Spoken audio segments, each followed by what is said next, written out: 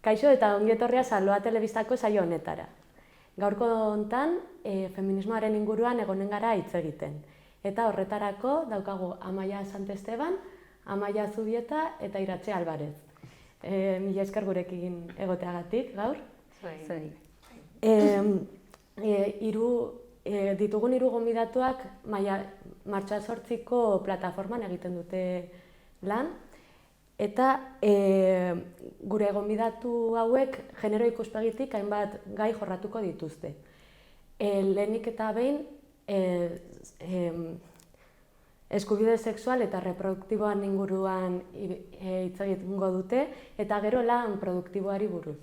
Eta noski baietz ezin dugu feminismoaz hitz egin, ez badugu mahai gainean jartzen indarkeri matxista, eta horren inguruan ere hitz egingo dugu gaur. Orduan, mamitan hasi baino lehen, gustatuko zitzaidan zuen burua aurkeztea, eta feminismoaren inguruan eta emakumearen egoeraren inguruan haien eskubideak babesteko eta aldarrikatzeko egiten duzuen lan aipagarriena gurekin konpartitzea. Zurekin hasiko gara, Amaia? Bai, kaixo. Nik Bilgune Feministako kidea naiz, Bilgune Feminista Euskal Herri mailan antolatuta dagoen elkartea da, eta gero igual lehen esan duzun bezala ez, martxoaren 8an parte hartzen dut eta abortoaren komisioan. Egia da, hiru esparruak nik uste emakumei dagozkien eskubide guztien aldarrikapenan parte hartzen dugula eta horretan lanean ibiltzen garela. Iratxe?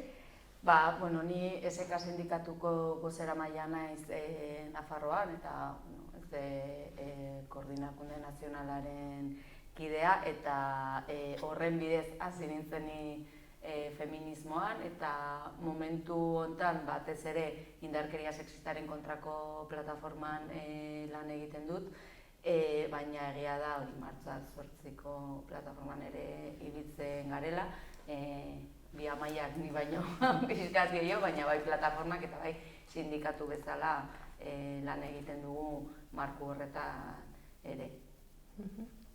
Ni zarrena naizenez baita ere bide luzeena egin dut feminismoan, ni irakasle izan naiz urte askotan, momentu honetan jubilatua nago, eta orduan hasi nintzen talde feministan hezkidetza lanean, gehien bat, eta irakaskuntzan txertatzen genero ikuspuntua urte luzez. Gero zeramaile izan nintzen Ostela sindikatuan, orduan baita irakaskuntzan eta horretan idazkaritza feministan parte hartzen nuen eta hartzen dut orain, ez eta jubilatuan egon sentitzen naiz baita ere sindikatu eta idazkaritza feministaren partaidea. Eta gero baita ere daramat plataforma, indarkeriaren aurkako plataforma lehenengo sindikatu ordezkari bezala joaten nintzen, eta orain nire kapusean nolabait hor konpromiso handia pentsatzen dut gai oso garrantzitsua da indarkerien matxistaren aurkakoa, eta lan iraunkorra egiten dugu hor plataforman, nire ustez interesgarria, eta gero nola ez baita ere martxoaren 8ko bilakatu dela plataforma grebaren ondorioz eta ikusteko indarmetaketa beharrezkoa zela. Eta horretan gabiltzala, zuen lanean, eskubide sexualaren inguruan zer aipatuko zenuten, zer aldarrikatu izan duzue, eta ze uste duzue hitz egin behar dela honen inguruan? Hasi zuen, zuzera gehien dakizuna. Ez dut uste. Nik uste esparru guztietan, ibiltzen garen esparru guztietan, emakumeen eskubide sexual eta reproduktiboen aldarrikapena egiten dugula, dena aipatzen genuen bezala, hemendik kanpo politikoa dela, gure gorputza zeharkatzen gaituen zerbait dela, eta reibindikatu behar dugun zerbait dela ere dakigun bezala, emakumeen eskubideak eta reprodukzio eta ugalketari eta sexuari dagokionez, beti murriztuak, ukatuak eta bar egon dira, ez? Orduan ikuste hor mahai gainean jarri behar dela, Nafarroan konkretuki abortuaren komisioak egindako lana, ez? Bakarrik abortuari begira, oso lan potentea eginda, baizik eta ugalketa eta reprodukzio eta sexualitatearen inguruko lanketa hori beharrezkoa dela, bai. Zergatik esango zenuke Nafarroan lan hori beharrezkoa dela, beharrezkoa? Hemen Nafarroan ez konkretuki, adibidez, aipatzearren ez, abortuaren komisioa 2005ean sortzen da, eta hori dator, lehen 85ko legea zegoen legea abortuari dagokionez, kodigo penalean zegoela, hor ibiltzen da ez, nola eskubide hau ukatuta zegoen, beti zentru pribatutan, edo garai batean estatutik kanpo ez, joan behar zirela emakumeak abortatzeko, kasu hontan, eta orduan horren beharra ez, aldarrikapen horren behartik sortzen da komisioa, nola dosier bat egiten da, adibidea jartzearren ez, 2005 urtean, hemen Nafarroan ez ziren aborturik egiten, ez zegoen eskubide hori bermatuta, eta beti beste erkidego batzuetara bideratzen zen, gero aurrerago Antsoaingo zentru pribatuan egiten hasi ziren, baina gure aldarrikapena ez, abortu unibertsala, doakoa eta emakume guztiontzat, ez da, orain ez dago ere, ez da unibertsala bermatuta, baina ez zegoen ez da minimorik, ez, eta hortik sortzen da, aldarrikapen horren, aldarrikapen historiko horren beharra eta komisioa sortzearen behar hori.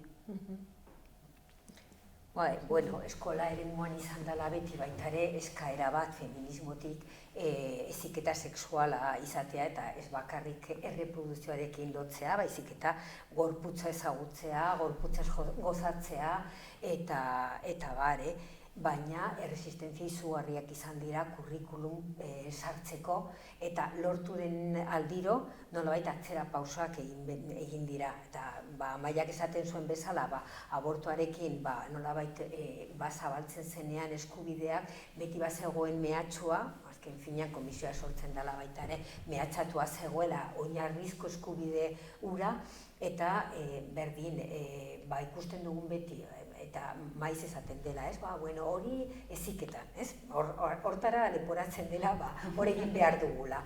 Baina gero, beste aldetik badaudela gero erresistentzia sozialak izugarriak benetan modu egoki batez gauzak lantzeko, ez?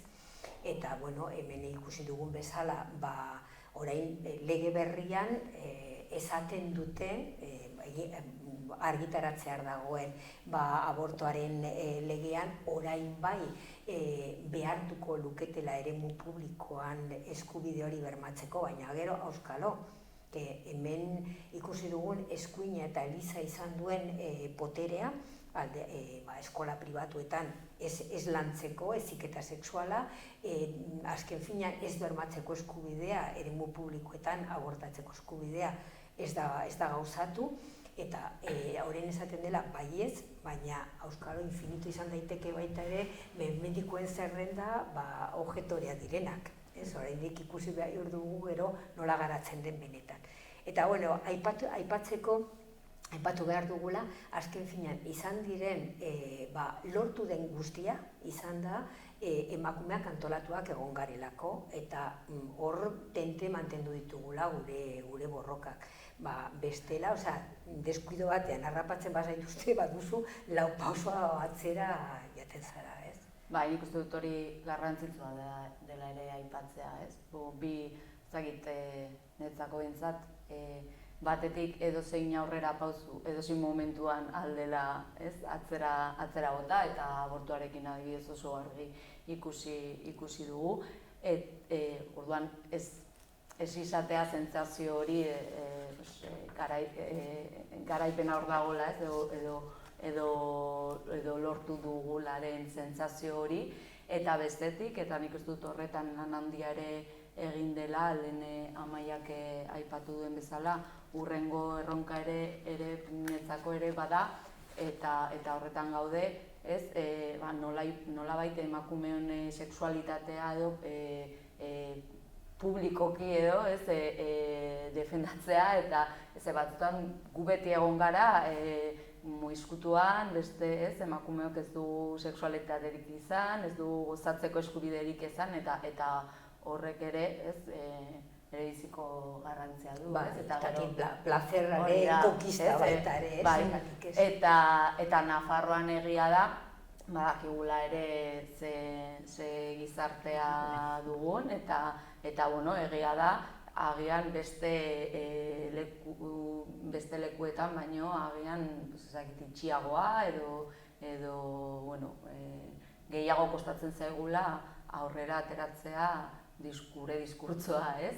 Baina, horretan, ikuste dute egin dugula, aurrera pausu asko eman ditugula, eta egin dugutela ere, zeni ez naiz egon komisio horretan, kriston lana hori lortzeko, ez?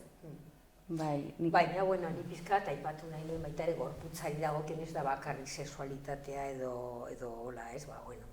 Ikusten, hitz egiten ari ginen, honen inguruan, ikusteko azken finean, gu privilegiotik hitz egiten dugula, ez? Bertakoa garela, azken gure garapena profesionala egin dugula, ez dugula, ez da ere, bazterkeriak, emakumeak izateagatik jasaten ditugun bazterkeria bai, baina ikusi behar dugu beste emakumeak asko daudela beste egoera batean, ez? Eta feminismoan azken urteetan egin dugun ariketan ilustrez da bazterretan daudena baita ere erdigunean jartzea, daudan kontutan hartzea elemento dekolonitatea, baita ere kapazitismo eta ikusteko beste emakumeak nolabait badutela baita ere bere gorputzean jasaten ari direla indarkeri motak guztiak, ez? Eta bazterkeria lana ukatzea eta kontutan hartu behar dugula baita ere emakume anitzak garela eta denei bermatzen behar gaituztela eskubide guztiak, ez? Eta horretan adibidez, erronka izango litzateke, ea ze uste duzuen, printzipio orokorrak nola egin hainbesteko aniztasunean nola lortu printzipio orokor batzuk eta denendako baliagarriak izango zirenak, arlo sexualean eta gorputzari dagokiona eta hola. Igual galdera zaila izan daiteke. Zaila izan daiteke, gehiago ere, Amaiak esaten zuen bezala, gure privilegio puntu batetik ikusten dugulako, ez? Eta igual ni zerbaitetan pentsatu dezaket, baina ez nago emakume migrante batek jasatzen ari duenarekin, orduan ikuste solasaldi hori edo ez, horretara iristeko Amai emakume ezberdinekin elkartuta guztiontzako baliogarria izan daitekeen zerbait, ez? Badaude eskubide batzuk guztientzat berdin aplikatu daitezkenak eta guztiak abarkatuko dituenak, ez? Baina gero hor, espezifikoki joan beharko gara fintzen bakoitzaren beharrak. Bai, ustez azken urteetan bai izan da leporaketa baita ere beste emakume razializatuak emakumeak baita ere aniztasun funtzionala duten emakumeak nolabait ustea bakarrik jartzen genuen lehenengo planoan batzuen interesak edo batzuen aldarrikapenak eta ustez ariketa bat egiten ari garela, baina momentu honetan guk ezin dugun egin behar dugun ariketa ez hitz egitea beraien ordez, baizik eta hitza eman haiei. Zeintzu diren bere beharra, zeintzu diren bere aldarrikapenak, eta hoiei nolabait gu izan gaitezke botzkoragailua, baina protagonismo behar zaio beraiei. Ustez ezin diogula ukatu beraien agentzia, baizik eta bilatu espazioak egoerak eta hola, emakume guztien agentzia bermatzeko. Aipatu duzu Amaia hezkuntza, arloa, Eta galdera bat egin nahi dizun horren inguruan. Nola ikusi duzue, antolatuta zaudetela taula, nola ikusi duzue, adibidez eskolai bezalako programak hezkuntza publikoan saiatzen ari direla implementatzen? Saiakera oso interesgarria izan zen, gainera txalotzeko moduan. Saiakera ezberdinak izan ziren Hezkidetzan modu zabal batean Nafarroan, eta aintzindariak egon ginen, bai 80 hamarkadan, gero baita ere 2000 hasieran, baina gero bertan bera lehen airatzek aipatzen zituen gizarteko resistentziengatik. Oso jendarte atzerakoia dugula, Eliza eta eskuina izan duela potere izugarria, eta orduan bertan bera gelditu direla zabaltzeko moduak, eta eskolaeren programarekin oso formakuntza oso sakona, prestakuntza sakona eskaini zitzaiela irakaslei, hasi zela modu gainera modu piloto baina berealaxe baita ere zabaltzea, eta asmoa zen denak, eskola guztietan parte hartu behar zutela. Eta hori zen garrantzitsuena, bestela esaten dela, suerte izan dutena, izan dutela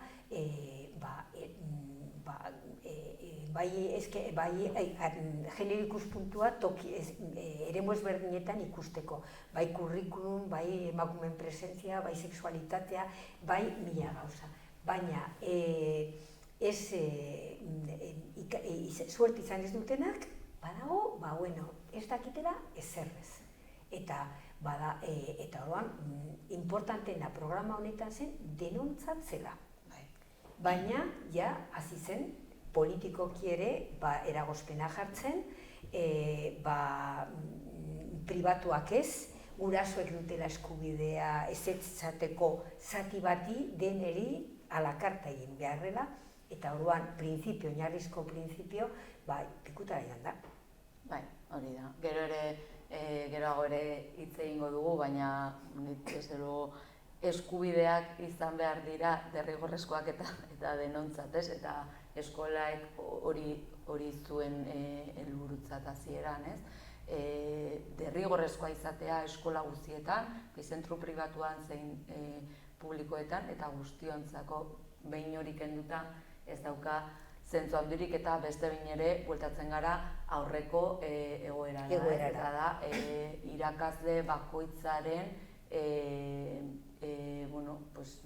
borondatean edo bere gain jartzen da pisu guztiaz, eta ez daude ari gure eskubidei buruz hitz egiten, bezik eta aurren eskubidei buruz, nik uste dut hori ere hasten zaigula, ez aurrek badute eskubidea, berdintasunean hasteko eta modu libre batean hasteko, eta hori ari gara ukatzen, edo ari dira ukatzen. Nik uste dut orokorrean eskola danok hartu genuela begionez, batzuk ezagutu genuelako oso hasieratik, eta gustatzen zitzaigun, egiten zituzten planteamenduak, eta egia da, batzutan ere gertatzen da, hainbeste, gertatzen da ere beste kasuetan bezala, erasoen kontrako jaietako protokoloekin eta barrez, hain goraipatua izan den programa bat hemendik kanpo eta hemen ez dute nahi, eta hainbeste sari eta errekonozimendu publiko hori izan duela, oso ongi egina zegoelako eta oso fin egin zutela, hemen batzuek ere nik uste beldur gehiegi dituztela, ez dakiz ze uste dute irakatzeko dietela aurrei eskoletan, nik beldur gehiago diet irakasten dieten beste lekuetan. Zerretan nola. Gehiago ematen dit eskoletan irakasten dutena, baina, hori lehen esaten genuena ere, ezin dugula garaitutzat eman eserrez, eta hezkuntzan ikusten dugu kasi egunero, da pausu bat aurrera eta lau atzera, eta gero ere nahazten dira hor eskubideak, gurasok ditugun eskubideak aukeratzeko, ez ditugu horren beste eskubide, eta zakit izan behar disa, badaude gauza batzuk, nik uste dut hezkuntza ezin dela izan a la carta Amaiak esan duen bezala, hezkuntza da, eta gero ja zure etxean egingo duzu nahi duzuna edo errefortzatuko duzu nahi duzuna, ez da batzutan ere, eta hori ere abortuarekin lotzen, eskubideak dira, ez dute inorbe hartzen. Eskubidea duzu abortatzeko eta horrek ez zaitu behartzen abortatzera, nahi ez baduzu ez duzu egiten, baina eskubide hori egon behar da, ez? Eta eskolarekin gauza bera, eskubide hori izan behar dute aurrek eta gero haien erabakiak hartuko dituzte, ez? Guztiok egin dugun bezala, ez? Helduak direnean, jungo dira haien erabakiak hartzen eta horrek eragin izango du, baina etxekoa ere eta kalekoa eta hainbat gauzak. Bai, nik uste eskola erekin ez argi geratu zela nola eskuineko eta elizaren erresistentzia hori esaten zenuena, ez nola aurrera pauso bat ematen dugu eta beti monstruo hori bueltatzen dela eskubide horiek ukatzera eta emakumeen gorputzarekin adibidez ez badute ere edo heziketa sexualarekin obsesio bat beraien kuadrotik ateratzen den hori, ez? Eta da esaten zenuena, ez dela eskubideak eta erakusteak, ez dela beste zer, baina nola beti eskuina eta liza hor agertzen dela aurrera pauso haien aurka bai. Hemen justu Nafarroan indarrandia dakate, egia da. Bai. Ne batzue, inportaz bat zaizue, aldatuko dugu blokez, eta feminismoa ere beti jarri izan du mahai gainean, lan munduan, ez? Zeuden desigualdadeak. Gehien adibidez aipagarriena izaten da, beti denuntziatu izan da, salarioarekin zeuden desberdintasunak, ez? Baina hortik aparte zuek ere gehitu nahi zenuten beste eduki mota bat, ez? Feminismoa eta lana batzen zuen beste eduki mota bat. Ze ekarri diguzue gaur horren inguruan hitz egiteko? Bueno, nik uste dut emakume gehienoi batez ere adin bate daukagun hori, eta batez ere neska gaztei eta agian nire belaunaldetik aurrera, diskriminazio horiek edo ezberdintasun horiek gaztetan ez ditugula horren beste ikusten, ez? Edo kostatzen zaigu. Eta nik uste dut gehienoi gertatzen zaigula justo lan merkatura sartzen garenean izaten dela, ez, gure lehenengo esperientzia diskriminazio horrekin eta hor bai konturatzen garela ze ezberdinak garen, ez? Edo ze ezberdin tratatzen gaituzten.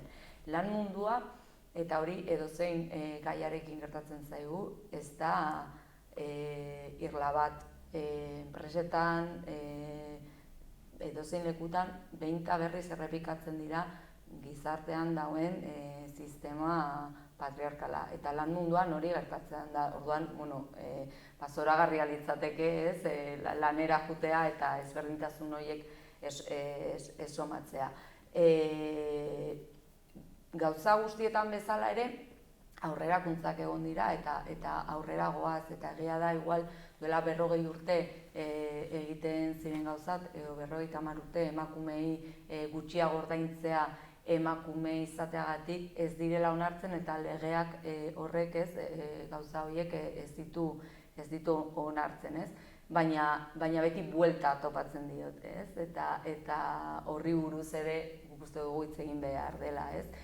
Zergatik emakumeak bizi izaten ditugu horren lan prekarioak, zergatik emakumeak dira murrizten dituztenak jardunaldiak, kontutan hartzen diren beste lan horiek zaintza lanak kudeatzeko, zergatik gauza horiek oraingo genero arrakala ezin dugu lehen neurtzen genuen bezala, ez? Emakume bati ez diote gutxiago ordaintzen postu berean gizon bati baino, baina egia da gutxiago kobratzen duela, agian jardunaldi murriztua duelako, agian ezin dituelako besteek egiten dituzten gauzak egin, batez ere zaintza lanak izaten ditugulako, ez? Eta lana ere ulertzea ez bakarrik lan produktiboa bezala, baina baizik eta lan erreproduktiboa bezala, ez? Edo zergatik hori Amaiak ezagutzen du ongi, ez? Hezkuntzan oso argi, niretzako behintzat, hor nik ikusten dut oso argi, ez? Hitz egiten dugunean, hori ez, tetxoek kristal edo honi buruz, hezkuntzan gehiengoa emakumezkoak dira, baina justu egoten dira, ez, eskoletan, unibertsitate, gero eta gehiago egotzen zarenean, hor gero eta emakume gutxiago daude, ez? Hori, ez, zuk ere kontrolatzen duzula asko, hor niretzako oso argi ikusten da beste baldintza batzuk ditugula eta ezin ditugula alde batean utzi. Eta lanaren edozein esparruan, ez? Emakumeak ez dira kontutan hartzen esertarako. Lan osasunari buruz hitz egiten dugunean ez da egiten ikerketarik, ze istripu izaten dituzten emakumeak edo zergaitik, eta hor agian prebentziorako interesgarria litzateke, zergaitik emakume batzuk edo zergaitik istripu batzuk emakumei gertatzen zaien, edo ze gaixotasun laboralak ditugun, ez ditugu gaixotasun berberak, adibidez, ez? Eta gero hori, azken finean, lan produktibo horretan ere errepikatzen da gure gizartean dugun eredu hori, orduan emakume gehienak lan egiten dute edo askok lan egiten dute zaintzari lotuta dauden lan produktibo horietan, ez? Eta hori ere, gaina horiek justo dira errekonozimendu gutxiago dutenak, bai soziala, bai ekonomikoa ere, orduan gutxiago kobratzen dugu ere, ez? Ez da garbikuntzan adibidez, lan egiten duten emakumeak oso emakume gutxi dira peoiak, ez? Badela beste kategoria bat, ez? Hor gehienak kasualitatez gizonezkoak dira, edo supermerkatuetan ikusten ditugu, kutxetan dauden gehienak emakumeak dira, supermerkatuetan ikusten dugu emakumeak daudela, justu enkargatua gizona da, ez? Ze kasualitatea, gehiengoa emakumea izan da, agindu behar duenak, ez, lanpostu hobeago daukana gizonezkoa izatea, ez? Eta gero ere, ze balio gutxi ematen diogu benetan bizitzeko balioa duten lanbidei, ez? Eta hori oso agerian geratu zen konfinamenduan adibidez, ez? Justo hain beharrezkoak ziren lan horiek emakumeak egiten genituen, ez? Hori ere, guzti horri buelta bat eman behar zaio, eta batez ere prekarizazioa egia da badela gaur momentuan lan munduan daukagun arazo bat, baina emakumeengan prekarizazio hori oraindik larriagoa da, ez? Eta ematen da oso modu sistematikoan, eta ematen da gizonen prekarizazioa normalean izaten da krisialdi garaietan, ez? Baina emakumeen prekarizazio hori da iraunkorra, beti, ez nigoratzen dut hitzaldi batean esaten duen, claro, orain hasten gara kesaka arrazoi guztiarekin, gizonak hasten dira kezatzen ze, claro, orain erte bat ez dakit non, erre bat ez dakit non, eta murriztu behar dutela jardunaldiak, ez dakit zer, eta prekarizazioa ongi etorriak gure mundura. Hau da, guk orain arte izan duguna, ez dut esaten danok prekario bizi dugunik, baina batzutan emakumei gertatzen, batzutan ez beti, emakumei gertatzen zaizkigun gauzak ez dute inporta, inori ez zaio inporta emakumeak dituzten, eta gainera zure bizitza laboralean daukazun prekaritate hori gero islatzen da erretiroaren momentuan ditugun pentsioekin. Ez da kasualitatea emakumeak izatea pobreenak, sexu segregazioa egiten baldin badugu. Horrek badauka arrazoi bat, eta horren kontra ez da ezer egiten, edo behintzat oso gutxi egiten da. Bai, ni adibidez kaso hartzeagatik zu ere amaieran, ez? Ni oroitzen ez, 80 hamarkadan egindako ikerketa bat, hemen garai horretan zen, ia emakumeak sartzen ginen lan merkatuan. Baina Europan emakume askok eta asko lan egiten zuten, jaia gehienak, baina irakurri nuen artikulo bat Holandan pobre berriak. Eta hoan esaten zen, emakumeak lan egin zutena, lan partziala, justu, seme-alaba zituztela, eta orduan, ongizate familiarra izugarria, soldata erdia gehiago izatearekin, eta baina zer gertatzen zen, 50 urte inguruan edola, egoera hori arrozta zen momentu enten guretzat, ez? Baina bereizten ziren, gizona joaten zen beste gazte batekin, eta orduan emakumeak gelditzen zen, retiro garaian, ia soldatari, dirurik gabe, eta egoera, oso prekarioan. Hau iritsi da ona, baina baita ere lotzen dugula, zaintza simetrikoa, zaintza lanak egiten ditugun emakumeak, gehienak, orduan, lan partzialak, murrizketak eta alde batetik, emakume askok aukeratzen dutela instituzioetan lan egitea, eta ez enpresa pribatuetan, errezagoa dela konziliazio neurriak bermatuak izateko, baina baita ere soldatak, bajuak eta baita ere lan partziala. Eta hori bere ondorioa dituela bere autonomia, eta bere erabakiak hartzeko momentuan eta gerora begira. Eta beste aldetik, egoera hori oso erosoa da sozialki. Ez dutela planteatzen oroar ze beharrak soziala daudela zaintzarako. Eta esaten emakume feminismotik jarri genuenean, orain dela urte asko, bizitza erdigunean, eta ez da inbeste egitea lan produktibo, baizik eta lan erreproduktibo ezinbestekoa zela, eta begiratzen ari ginen beste aldera, ez bakarrik aurren zaintza, baizik eta gero, eta handiago egiten zen arazoa adinekoen zaintza. Eta orduan ez ziren tokiak, ez ziren pertsonak hori zaintzeko, eta urteak etorkinak etorri dira gure zarrak, zaintzera, familia guztiak moldatu dutela alzuten moduan, eta gero, galiatuz gainera, lan prekarioak, baldintzari gabe, batzutan paperik gabe, eta milaka emakumeak, azkenean emakume batzuk bere garapen pertsonala egiteko beste emakumeak, zaintza kateak deitzen genion, ez? Eta hori orain indarrean dago, eta azalean gelditu zen arazo izugarri handia, gero eta handiago dela pandemia garaian, ez? Esaten zenean, aitortza publikoa, soziala, bai osasunean lan egiten zuten, hezkuntzan, erresidenzietan, baina pasatu da krisialdi horraren egoera eta berriro estali da arazoa. Eta gu geuk ibili ginen pandemia garaian egindako txostenak egin genituen feminismotik esateko, ikusten zenuten? Hortaz hitz egiten ari ginen, orain dela hamarkada bat baino gehiago izan da feminismoan gune oso importantea, esateko, ezin dugu gehiago begira beste aldera, jarri behar dugu fokoa horretan, dugun zaintza krisialdia da gure jendartean dugun krisialdi handiena. Eta baina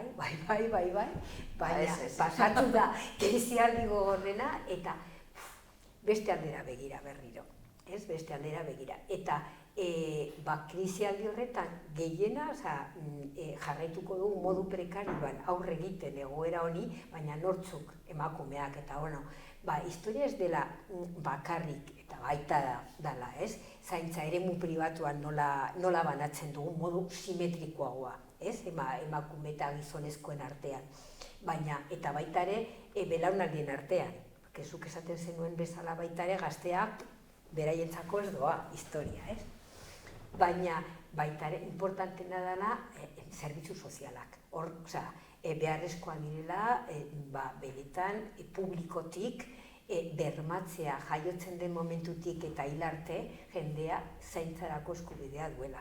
Eta hori ezin duela izan, orain arte izan den bezala, emakumeengan erori. Osea, hau da arazo denona.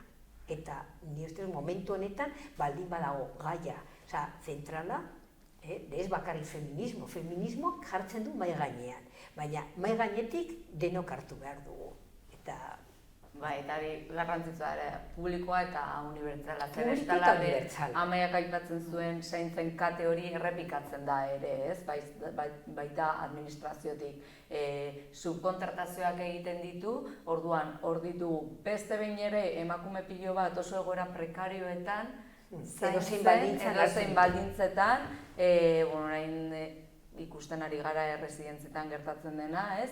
Edozein baldintzetan eta prekarizatzen ditugu, oraindik beste emakume batzuk nolabait askatzeko edo zaintzalan horietatik familia batzuk ateratzeko, ez? Orduan, hor ere kate hori ez horren mu bortitzean, baina behinta berriz errepikatzen da, ez? Eta horre, hori, zuk esandakoa, konfinamendu garaian eta lehenengo hilabetetan danok erresidentziekin gora eta bera, baina inork ez du jartzen mahai gainean erresidentzietako langileak Nafarroan kobratzen dutela salario minimo, osea, 1.000 euro. Igo behar izan diete minimora heltzeko. Horretaz inor ez da jabetzen, ez? Errekonozimendu txotxoloiek gutxiago eta fundamentu gehiago, ez? Eta egin ezazue hitzarmen bat egin behar den bezala. Bai, nik uste ere, bakarrik ez lan produktiboa zizketan feminismotik grebarekin ere mahai gainean jarri genuela, ez?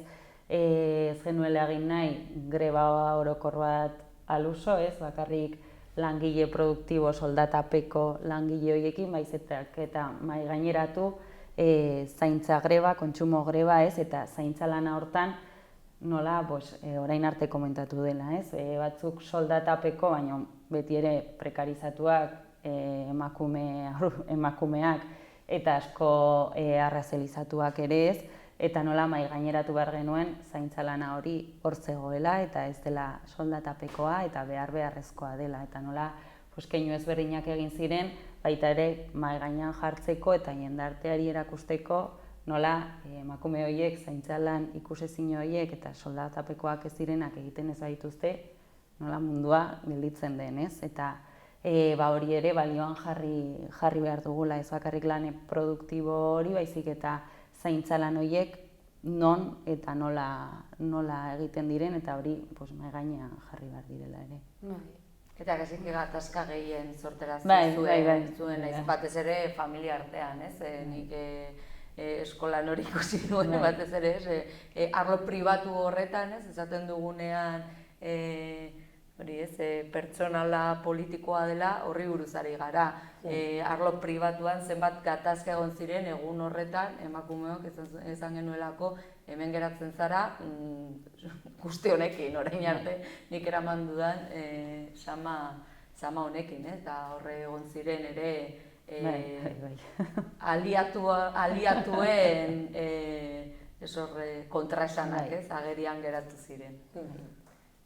Baina, eta adibidez, orain dugun gatazkari estero irun, ez? Beti aurren zaintza, ez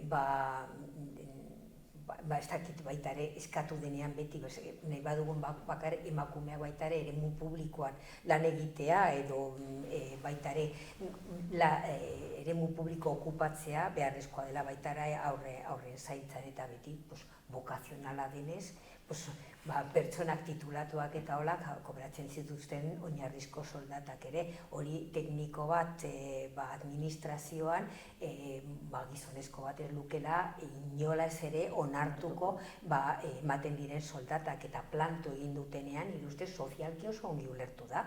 Eta iruztez, igon ziren greban aurrek urtean bilabete jarraitzen dutela mobilizazioekin enpoderatu direna, behingoz bazen garaia ere, baina gero oso erantzun ahula eta pobrea politikatik, zanez, bai promesa beti faltsuak, eta konpondu gabeko arazoa, ez? Eta ni momentu honetan posik egon naiz, gutxienez, familiak eta hola ez direla aliantzak sortu dira, eta esaten bez, nahi dugun gure seme-alaba bat okupatzea, baina ez da egun batean ez egoteagatik, edo hilabete batean ez egoteagatik, baizik eta irten bide egokia bilatu behar dugun iraunkorki. Eta ni ustez, gero eta gatazka gehiago egon behar direla, zaintzen dutenen artean, nolabait, zuk esaten duzuna, soldata duinak eta errekonozimendu dagoela baita ere, diruz errekonozitzen dela, ez bakarrik txaloz eta ez bakarrik goraipatzean, ez? Bai, hori zaila izanen da gehien bat instituzioen konplizidadea dagoelako tartean, adibidez garbiketak externalizatuta, ospital batean postu guztiak publikoak dira, kenduta garbitzaileena eta zaintzan ere bai azkenean ardatz desberdina sartzen dira hor, arrazakeria, klase eta feminismoa, ez? Orduan, hor borroka handia dago. Bai, baina azken finean instituzio etekin jateatzen diote. Hemen arazoa dirua da ere, oso ongi bizi izan dira orain arte. Ez emakumeok egin ditugu zaintza lan guzti horiek, umeak ditugunak aurrak zaindu ditugu, gero baina ez bakarrik gure familiakoak, igual agian hori ez dakit aldatzen ari den, nik uste dut esetz edo behar beste ez, baina zaindu ditugu gure familiakoak dienak eta gure bikotearen familiakoak zirenak ere emakumeak ginelako eta suposatzen ezakitalako jen berezi batekin jaiotzen garela, zaintzarako prestatzen gaituena, ez? Eta administrazioarentzat oso erosoa izan da orain arte, izan da arazo bat gutxiago, ez? Eta gero ere orain arte familia ereduak oso antzekoak izan dira, familia nuklear horiek eta heteronorman eta orain daukagu batetik emakumeok ez daudela prest zaintzeko, ez dugulako nahi. Hori ere nik uste dut garrantzitsua dela ere aldarrikatzea, badaude emakumeok ez dugu nahi zaintzea. Eta ez dugu behar, hemen egon dira gizon pila bat zaindu nahi ez dutenak eta inor ez di ezer esan. Batetik ez dutela onartzen, edo behintzat horrela zaintzea ez dutela onartzen, eta bestetik badaude ere oso familia eredu ezberdinak, bakarrik bizi diren pertsonak eta ez dutenak seme-alabarik, seniderik zaintza lan horiek egiteko, eta nik uste dut gero eta zaharragoa dela gure gizartea, orduan nolabait arazoa estanda egin duela, arrazoi ezberdinengatik. Eta, gero eta gehiago luzatzen duten bitartean, nik uste dut azkenean arazoak gero eta handiagoa izango dela, horre bazuten irtenbide bat edo asmatu zuten irtenbide bat zela etxeko langileen bitartez, baina etxeko langileak ere eskubideak dituzte eta langileak dira eta aldarrikatzen dituzte eta aldarrikatzen jarraituko dituzte, eta beste langile bezalakoak dira. Orduan, nolabait privatizatu dute bi modutan, edo bai subkontraten bidez, edo familiei subkontratatu lan hori. Zuek horre konpondu zuen artean, kontratatu pertsona bat zaintza lanak egiteko, eta familia guztiak ezin dute hori mantendu merezi duten bezala, langileek merezi duten bezala, horri buruz ere ez dugu hitz egin, baina etxeko langileak dituzten lan baldintzak esklabutza dira. Esklabutza dira, edo zein lanean gauak egiten badituzu, gehiago ordaintzen dizute, edo zure etxetik kanpo lan egiten baldin baduzu dieta jasotzen dute, guzti hori haiek ez dute eta dituzten soldata miserableak, orain behintzat eskerrak kontratatzeko beharra dagoela, derrigorrezkoa dela legeztatzea, baina badaude emakume pilo bat,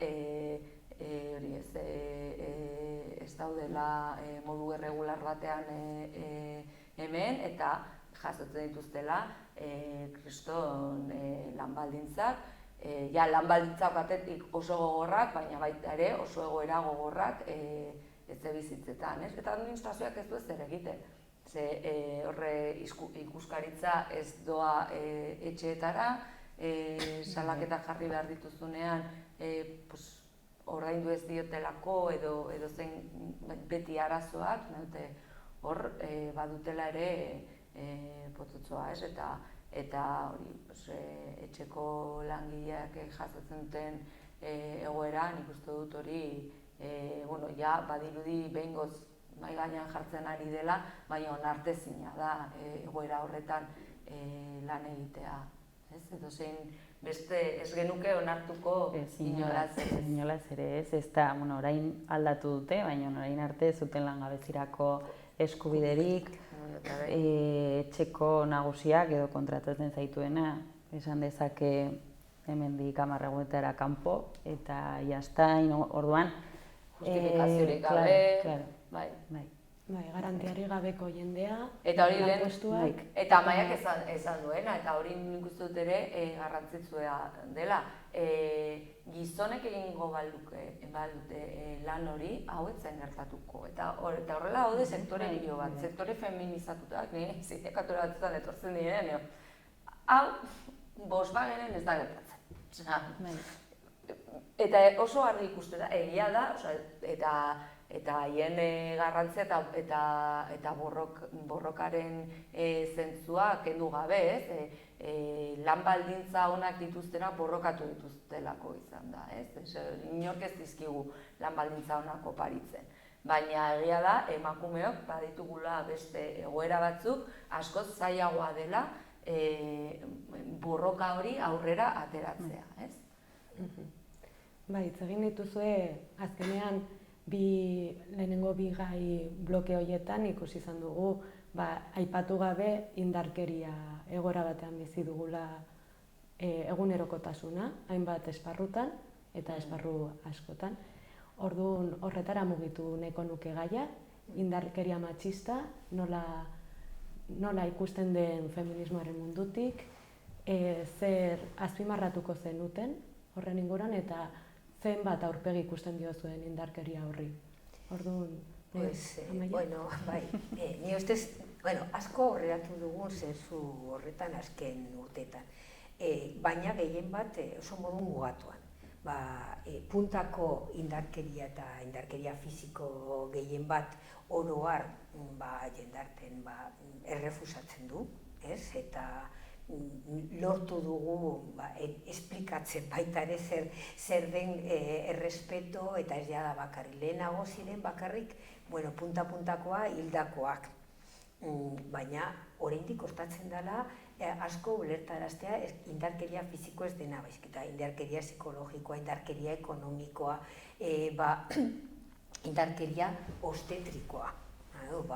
Denok, hasi garenean, hitz egiten gure eguneroko bizitzaz, ez dago emakumerik mota bateko edo besteko indarkeriaz jasan ez duena.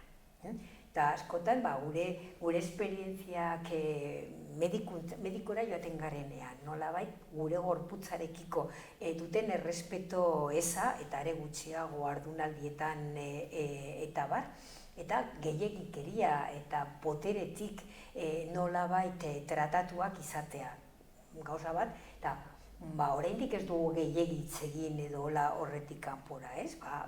Genuen nahikoa ja gure hildakoekin, ez? Edo nolabait supervivienteak direnak indarkeria fisikoa jasan eda gero. Baina edozein emakumeekin hitz egiten duzun, ikusten duzula, eremu pribatuan daudela mehatxuak, tratu txarrak edo minusbaloratzea askok eta asko bere harremanetan izan dituztela, bere bizitzako harreman pertsonaletan. Eta, bueno, nik momentu enten ustez kezkatzen gaituena eta pizka bat eramatera gaurko egoerataz edo hola, eztabaidatu denean jai egunetan edo espazio publikoan eta aldarrikatzen dugunean gaua, jaiak eta kaleak geurea dira, baina gutxi, ez? Esango nuke.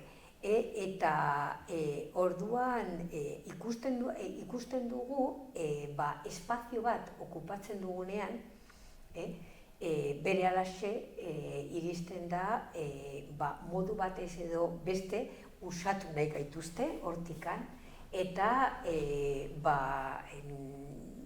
bildur estrategiak erabiliz beti hortik alde egiteko, ez?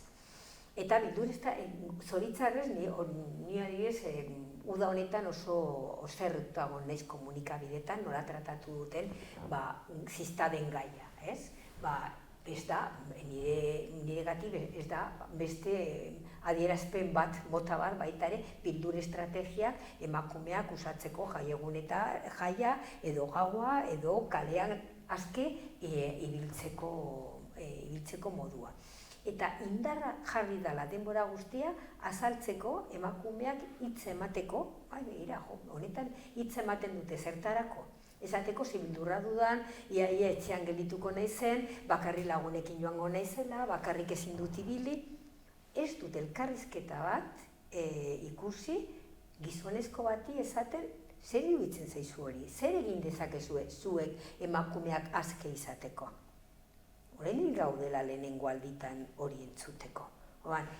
Baita ere, indarkerien eta gero baita ere, beste gauza baita ere, eta gero ja, mango dizuet hitza. 80 ematen diren indarkeri mota horiek, ematen dire, eremu pribatuan, lanean, medikora joaten zarenean, zure bikoterekin, zure familiaren eremuan, zure lagunekin, eta bakarrik gutxi ematen da ez ezagunen direnen artean. Baina bildur estrategiak beti garatzen direna, dago hori edo nor kalean harrapatuko zaituela eta bortxatuko zaitu, edo harrapatuko zaituela, beti ez ezaguna dena, kanpoan dena, eta inork ez dago prebentzioa nola armatu benetan eguneroko bizitzan zure indarkeria horiek usatzeko, ez? Bai, bueno, nik galdetzen zenuenaren harira ere ez, indarkeriak 1000 aurpegi dituela eta kasu hontan Amaiak esaten zuen bezala dela beldur estrategia bat gu berriro ere lekuz kanpo gelditzeko, ez? Orain ikusi ditugun beste blokeetan ere guztia da gu presentzia ez hartzeko, gu eskubide horiek ez lortzeko, ez? Kasu hontan ere berriro gu kalean lasai ez egoteko, beldur hori sartzeko eta beti fokoa ere nola Amaiak esan duen moduan, ez? Eta nola etzaion bueltarik eman gertatzen ari zena beste modu indarkeria mota bat zena eta beharra dena bai hezkuntzari begira, bai erlazioei begira eta ez gehiago guri beldur gehiago sartzearen harira, ez? Hori ere adibidez feminismotik manadaren kontuarekin nola kalera atera ginen, baina erreindikatzen kaleak gureak direla, ez? Nola hemen Iruñean Farrukasek egindako lana ere gaueko maniekin, nola adieraziz nahi dugu moduan beltzez tapatuta ez kaleak hartu nahi ditugun, ez? Baina beti ere da gureganako beldur hori. Bai, eta batez ere erresponsabilitatea gure gain jartzea, ez? Ez zu komentatu duzuna, azken finean zein da bidaltzen diguten mesua, hori ez da zure lekua. Eta zerbait gertatzen bazaizu da juntzarelako ja bisatu zaitu. Hori ez da zure lekua eta zure errua da. ez? Eta hori da behin eta berriz, gure lekua badakigu zaintza lanean dela. Eta etxean lasai, ez? Pues, hori da gure lekua eta ez bestea, eta ez kalean nahi duzun moduan, ez? Eta gero ere Amaia komentatzen zuenarekin, ez, datu horiekin, erasotzaileak indarkeria eragiten dituzten gizon horiek ez direla ez ezagunak, zoritzarrez, horre bada, lotuta dago, da erresponsabilitatea gure gain jarri eta haiek eskuak garbitu, ez? Ez dut ikusi, niri nahiago dut ez ezagun bat izatea erasotzailea, ze ez ezagun bat baldin bada izan daiteke ongi ez dagoen pertsona bat, edo ez dakitzen nolako impultso kontrola ezinak dituenak, ez dakitzen baina onartzea, nire lankidea erasotzaile bat dela, nire laguna erasotzaile bat dela, horrek suposatzen du kriston lanketa egitea, ez? Eta onartzea emakumeen kontrako indarkeria estrukturala dela, lan handia suposatzen dut. Orduan onartu behar duzu eskola, eta onartu behar duzu lantokietan diskriminazioa dagoela, eta onartu behar dituzu beste hainbat indarkeri mota normalean gertatzen ez ditugunak lotzen haien artean, ez? Halako gauzak hilketa bat gertatzen denean ez da gertatzen sinmaz atzetik badago askoz gehiago, ez? Eta hori alda landu baina, askoz errazagoa da esatea izan da kaso aislado, ez? Edo beti guri emakume hori leporatzea edo errudun egitea. Orain oso ohikoa da komunikabideetan ematen dutenean hilketa baten berri edo eraso haientzat potente baten berri ez zegoen salaketarik. Ez zegoen salaketarik. Eta nik beti aldez aurretik. Salaketa egotekotan hau etzen gertatuko, zenbat emakume erasotzen eta hiltzen dituzte salaketa egonda. Eta gero hori ere ez, ze kasu ateratzen dira, gomendatuko nieke kazetariei epaitegietara jutea, los juzgados de familia hor dituzte indarkeri kasu, ez dakit, horra agertzen diren gehienak, banaketa arrun batez mozorratuak, hor, pixkat egiten baduzuela, ateatzen da indarkeria soberan. Baina hori zaigu interesatzen zaigu, hori ez, nolabait gu ere kriminalizatzen gaituzten kasu horiek, ez? Edo ez ezagun batek eragindakoak, hori ez dugun ezagutzen. Bai, eta igual ere gizonen monstro baten itxura, eta ez zure bikotea, aita, laguna, esaten zenuenean komunikabideetan galdetzerakoan ere galdera da eta erantzuna, no sé, era un vecino muy... Era muy buen vecino. Es que, claro, ez da monstro bat. Hori da neurria, agurtzen zuen beti. Bai, ez, nola, sartzen di, gure iruditegian blokeatzeko edo kentzeko, gure ondoko pertsona batek hori egiten duela. Eta esaten dizutena da, eta zure ondoko pertsona batek egin baldin badu, izan da prote bat izan duelako, porque oso pertsona majoa zen, agurtzen zuen beti eskileretan, eta eramaten zizun erosketako poltsa igogailuan. Bueno, nik azpimarratuko nuke baita ere beste elemento bat, eta dala indarkeria instituzionala. Honen aurrean badirudi neurria jartzen ari direla, eta baina nila moskeo da, hemengo legea lehenengoa izan zen, baita ere orain ja legetan eta hola, ez da baliabideak izateko tratu txarra jasan dituzten emakumentzat ja ez dela derrigorrezkoa salaketa, baina hala ere insistentzia dagoela, instituzionala eta bai komunikabidetan salatu. emakume asko salatu dutenak esaten dutela ez luketela berriro egingo, pasatu behar dutena, esan du, eraso sexuala jasan duena eta gero izan duela epaiketa soziala pasatu dituena, epaiketegietan, polizian eta bar, salaketa egiteagatik askok esango luketela, paso egingo nuke berriro gertatuko balitz, benetan ez nukela egingo eta ez nuke aholkatuko inori ere egitea. Ale batetik dena jartzen dela foko, zigorra eta eskubide penalean, ez?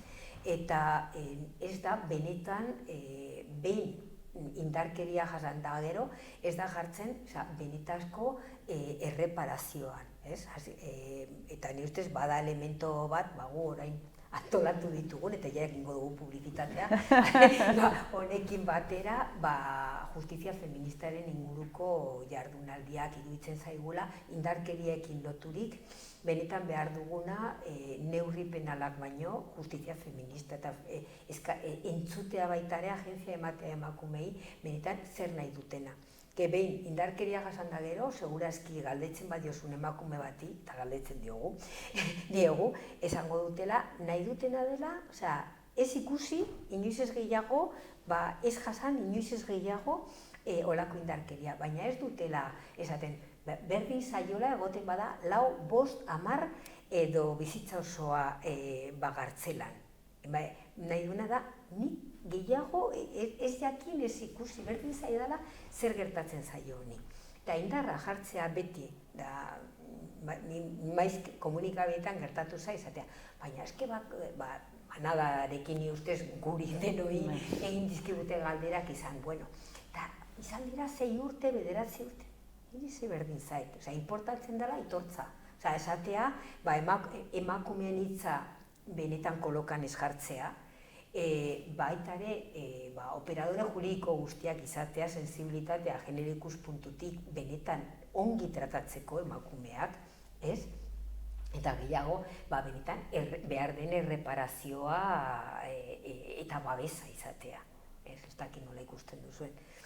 Bai, justizia doz, eta gure reivindik, hortik hildoa ez, justizia feministaren aldetik, erreparazioaren aldetik, eta gertatu denean edo diskurtsiboki inoiz ez gara sartu eta ez gara sartuko, ez zigor kodeak esaten duena, zer ez edo ez, hori ez da baliogarria, ez ego interesatzen, ze azkenean fina edo justizia feministaren fina da ez, erreparazio hori. Justizia ordinarioak ez duela egiten, ez dauka inongo erreparaziorik, baizik ez da berriro biktimizatu, fokoa jarri beregan, bere hitza kolokan jarri, orduan baita ere gu alde hortatik gaudela, justizia feministaren arlotik, bere emakumearen hitza balioan jarri behar dela, eta gero erreparaziorako bidea. Zuek uste duzue babes soziala lortu dela, edo aurrera pausa handia eman dela, edo oraindik gabeziak daude, bederen babes instituzionala ez baldin bada ere, babes soziala emateko indarkeriaren kontra? Nik uste dut badaudela kasu batzutan non bai ematen den, eta egia da gizartea gero eta kontzienteagoa dela, baina gero bestetik ez horre lehen aipatu ditugun mezu horiek ez botatzen dituztela, bai komunikabidetik edo batzutan ere politikari batzuek, nik uste dut horrek ere ez duela bat ere laguntzen, ez? Eta ez dela pedagogia hundirik egiten indarkeria matxistaren inguruan, ez? Eta oso estereotipatua daukagula edo gizarteak duela zer den indarkeria sexista, baina guri ere, emakumeoi ere askotan kostatzen zaigu identifikatzea, ez?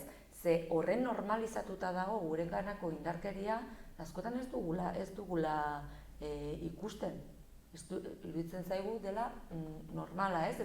Eta kaso horiek ere, lehen esaten nuenean nik, ez zegoen salaketari. dana ez da, dana ez dira kolpeak, eta batzutan, hor zaudenean ez zara gai identifikatzeko indarkeria, eta hori adibidez ez dute ulertzen.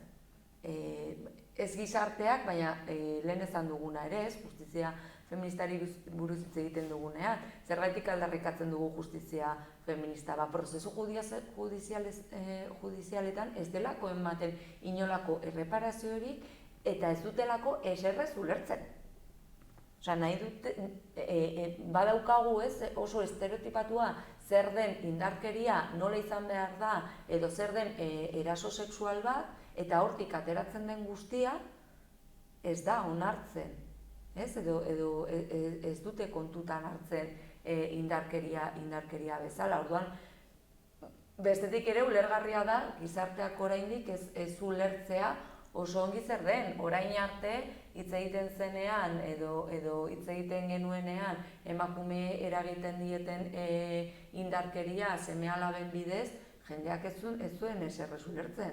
Horiek ziren, ez zaretelako ongi konportzen bikotearen artean, ez? Zure, nik beti entzun dut ere, askotan esaten da, hombre, gai izan behar zarete, aurrera teatzeko hau ongi eta diskusiorik gabe, eta zaten, pues depende.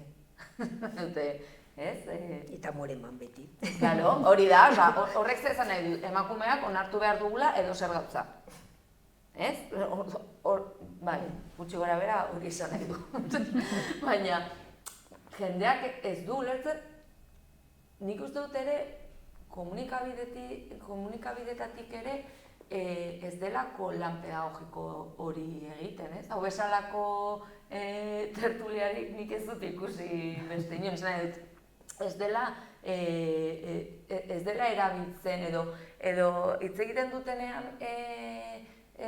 hori ez, hilketa bati buruz zergaitik ez da hitz egiten sistemari buruz, zerk eragin duen hori, zergaitik emakume batzuk, igual interesgarria da jakitea emakume horrek ez duela salaketarik jarri, baina azaldu ezazue geroago zergaitik emakumeok ez ditugu salaketak jartzen. Eta zergatik emakumeen kontrako indarkeriak da zifra beltza handien daukan delitua. Azaldu hori. Eta orduan ulertu dezakegu zergaitik ez dituzten salaketak jartzen. Eta egia da aurreratu dugula asko, ez dira, nola esaten zieten lehen, krimenes pasionales, hori ja eskerrak ez, gainditu dugula, baina egia da beti gaula igual sozialki badaude gauza batzuk, ez? Jendeak ulertu dituenak ezin direla onartu eta kalera ateratzen dira, baina gero beste guzti horiek, ez? Oraindik ez dira ikustarazten, ez dira ulertzen, batzuk normaltzat hartzen direla, ez? Eta orduan hor dagoela erronka, nik uste. A ber, ni ustez igual, eraso fisikoak protokoletan esaten dugunean intensitate bajukoak edo intensitate handikoak ez nahi du Ni ustez nahiko pedagogia egin dena edo adibidez hori igual gardenagoa dela eta jendeak ulertzen du eta hori San Ferminetako lanketa, protokoloetan eta hola, baloratzen genuen plataforma ikusi dugun aurrerapen soziala, pedagogia egin dela eta lehenago normaltzat hartzen zela, tira eskua bota edo ipur dira eta orain denok ulertzen dutela hori, baimenik gabe zu ez nauzu ikutzen ez da hile bat. Eta ez bakarrik, baizik eta sozialki hori ulertu da eta mugak ezartzen direla olako portaerak ikusten direnean. Eta ni aurrepauso handia. Baina beste sotilagoa diren tratu txarrak eta askotan usten dutela zauriak asko sakonagoak fisikoak baino, kontrol egoerak, baita ere bereiztea zure lagunengandik, ez ateratzearena, ez janztea zu nahi duzun bezala, eta olakoak gazteak, neska gazteei kostatzen zaiela izugarria identifikatzea. Eta itzultzen garela, pedagogian baita ere olako programa eskola bezalakoak, eskoletan eta gai horietaz hitz egitea, eremu sozialetan sortzea olako aukerak, hortaz baita ere jabetzeko, hori indarkeria dela, oraindik dugula lana, baina izugarria. Da, fisikoarena edo eraso sexualarena tira, baina hor dauden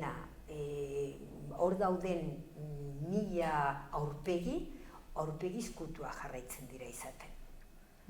Ba, eta gainera nik uste dut hori ez, aurrera pausuak egoten direnean beti egoten dela ere inboluzioa eta resistentzia ugari ez, eta orain ikusten ari garela ere hori ez, nola feminismoaren bultzada berri honekin errepente egon dira, ateratzen direla gizon pilo bat mindutak ez, haien kontra gaudela eta ez dauketela argi noiz sexu harremanak onartuak dauden eta noiz ez dakitzen nolako erlazioak izaten dituzten, claro, esan nahi dut batzutan da, ari zara benetan esaten, zure zalantza da hori, pues igual eskola behar duzu. Ez bazala gai identifikatzeko, neske bat ez zure ikiratu nahi duen edo ez? Ez, baina hitz egin duguna kezkagarria dela, eskuin muturrean ze arrakasta izan dela eta nola batzen direla gizonen biktimismoen inguruan. Dena direla, adierazpen publikoak dena garela sorginak eta gainera lekukotasun faltsuak egiten ditugula gizonezkoen aurka eta bar. Baina zoritzarrez ideologia hori baduela arrakasta handia baita ere mutiko gaztengan. Eta arriskutsua da. Oso, eta gainera, nola bazegoen, indarra genuen feminismotik eta nola baiteko poterera baita ere diskurtsoa mahai gainean jartzeko eta, onarpen soziala gero eta zabalago edo bestela onartzen ez zutena izilik gelditzen ziren, eta horren ez dira iziltzen. Bai, berriz ere aldundu da eta gainera karikatura bat egin dute feminismoan inguruan eta gizarteko arazo zentral baten inguruan karikaturak besterik ez dituzte egiten. Eta interesatu zait asko esan duzuena justizia feministaren inguruan, jornadak antolatuko dituzue edo ja egin izan dituzue? Ja, datorren astean. 14an eta 15ean izango dira. Bai, urteak daramatzagu horren inguruan bueltak ematen ez, batez ere Amaiak komentatu duenagatik ez, askotan gure esperientziatik eta abokatuak komentatzen dutena ez, oso ohikoa da emakumeak prozesu judizial baten ondoren ez izatea, erreparazio sentimendurik inolaz ere, baina ez da ere justizia egin denik, nahiz eta garaia atera epaiketatik, nahiz eta lortu erasotzaileen kontrako kondena bat edo egia da sentsazioa dela ez duela mereziren sentsazio hori oso orokorra dela ez, eta gero ere ezagutzen dugunak justizia ere pixkat gertutik egia da genero formazio eskasa dagoela, ez direla ematen eman beharko ziren baldintzak ez, pixkat errezago izateko ibilbide hori eta horren inguruan egon gara hainbatetan eztabaidatzen egia da ez daukagula errezeta magikorik, guk planteatzen ditugu jardunaldiak honi buruz hitz egiteko eta adituak inspirazio gehiago edo hori da. Gainera jarri diogula izenburua duela, jardunaldien izenburua irtenbide feminista justiziala patriarkalari.